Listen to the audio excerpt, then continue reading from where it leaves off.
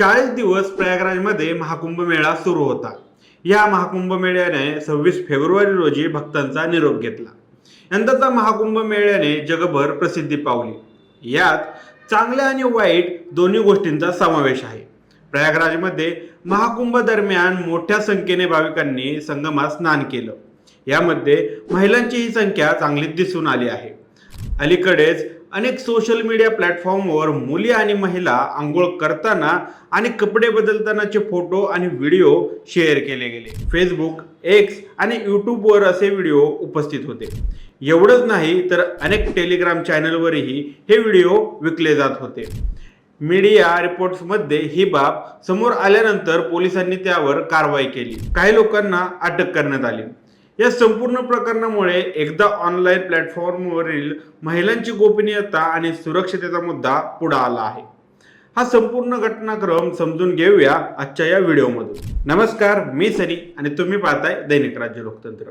गुरुवारी 27 फेब्रुवारी रोजी पोलीस आयुक्तालय प्रयागराजने सोशल मीडिया साईटवर एक्सवर माहिती दिली की पश्चिम बंगालच्या हुगळी जिल्ह्यातील रहिवासी 27 वर्षीय अमित कुमार झा याला या संदर्भात अटक करण्यात आली आहे.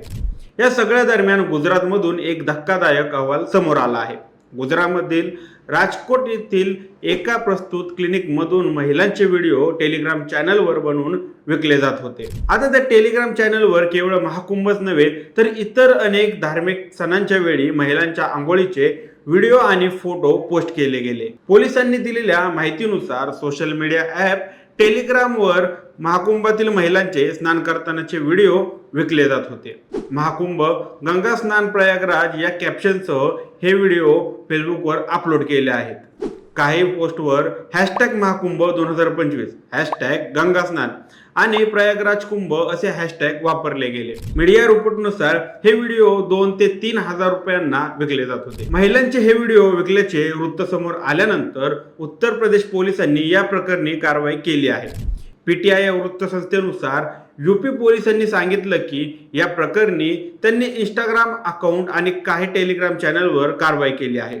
यूपी पोलिसांनी सांगितलं की महाकुंभ दरम्यान महिला आंघोळ करताना आणि कपडे बदलतानाचे व्हिडिओ काही प्लॅटफॉर्मवर अपलोड केले जात असल्याचे सोशल मीडिया मॉनिटरिंग टीमला आढळल्यानंतर ही कारवाई करण्यात आली, जे त्यांच्या गोपनीयता आणि प्रतिष्ठेचे उल्लंघन आहे. 17 फेब्रुवारी रोजी उत्तर प्रदेश पोलिसांनी महिला भाविकांचे व्हिडिओ पोस्ट केल्याबद्दल इंस्टाग्राम अकाउंटवरही गुन्हा दाखल केला होता.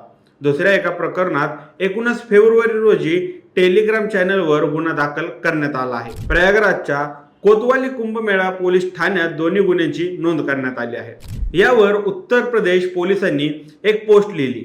महाकुंभात स्नान करणाऱ्या महिला भाविकांचे अश्लील व्हिडिओ सोशल मीडिया प्लॅटफॉर्मवर अपलोड केल्याची आणि सोशल मीडियाच्या माध्यमातून अशा व्हिडिओची विक्री केल्याची माहिती मिळाल्यानंतर अंशावर तात्काळ कारवाई केली जाईल. कुंभला गेलेल्या काही महिलांनी सांगितलं की महाकुंभात स्नान करणाऱ्या महिलांची छायाचित्रे विकली जात असल्याचे कळताच त्यांना खूप वाईट वाटलं.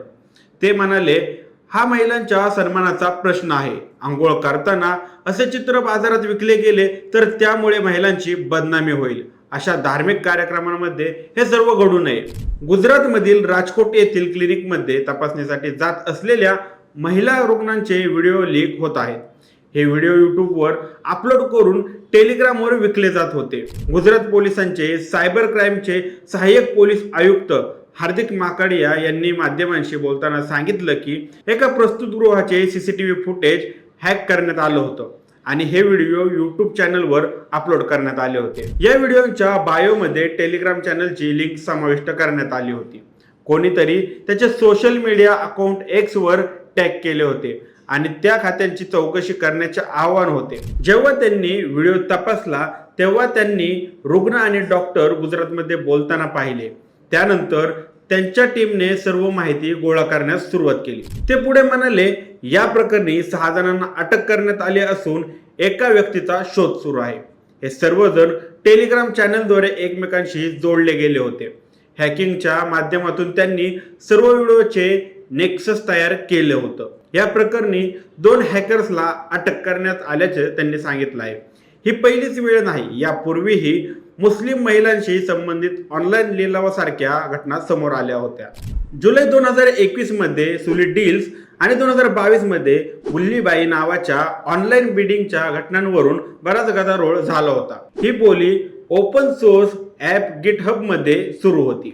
या ॲपवर मुस्लिम महिलांचे फोटो मॉर्फ करून परवानगीशिवाय ऑनलाईन अपलोड केले जात होते. सुली डील्स प्रकरणात दिल्ली पोलिसांनी 25 वर्षीय वेब डिझायनर ओंकारेश्वर ठाकूरला मध्य प्रदेशातील इंदूर येथून अटक केली होती.